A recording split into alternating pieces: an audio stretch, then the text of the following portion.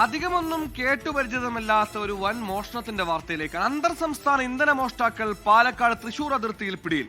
ദേശീയപാതയിൽ നിർത്തിയിട്ടിരുന്ന വാഹനങ്ങളിൽ നിന്ന് ഹൈടെക് സംവിധാനം ഉപയോഗിച്ച് മോഷണം നടത്തുന്ന സംഘമാണ് പിടിയിലായത്. സാഹസികമായാണ് സംഘത്തെ പോലീസ് പിടികൂടിയത്. വാഹനത്തിൽ അത്യാധുനിക മെഷീനറികളും ഉണ്ടായിരുന്നു. മോട്ടോറും പ്രത്യേക ടാങ്കുമടക്കം വൻ സന്നാഹവുമായാണ് ഡീസൽ കവർച്ച.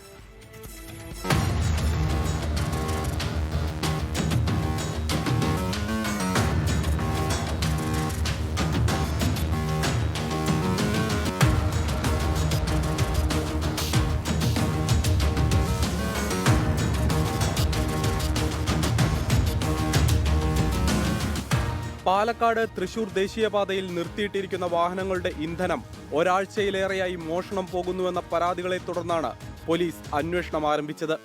രഹസ്യ വിവരത്തിന്റെ അടിസ്ഥാനത്തിൽ UP രജിസ്ട്രേഷനുള്ള വാഹനത്തെ വടക്കാഞ്ചേരി പോലീസ് പിന്തുടർന്നു. പന്നിയങ്കരയിൽ വാഹനം തടുക്കാൻ ശ്രമിച്ചതോടെ ജീപ്പ് ഇടിച്ചു തെറിപ്പിച്ചു. ടോൾ ബൂത്തിന്റെ ബാരിക്കേഡും തകർത്ത് സംഘം മുന്നോട്ട് നീങ്ങി.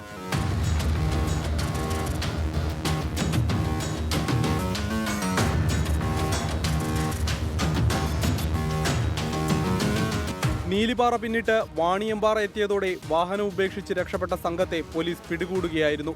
ഇതര സംസ്ഥാനക്കാരായ 5 പേരാണ് പോലീസിന്റെ കസ്റ്റഡിയിലുള്ളത്. പ്രത്യേകം ഘടിപ്പിച്ച മോട്ടോറും പൈപ്പും ഉപയോഗിച്ച് വാഹനങ്ങളുടെ ഇന്ധന ടാങ്കുകളിൽ നിന്ന് ഇന്ധനം മോഷ്ടിക്കുന്നതായിരുന്നു സംഘത്തിന്റെ രീതി. 24 തൃശൂർ.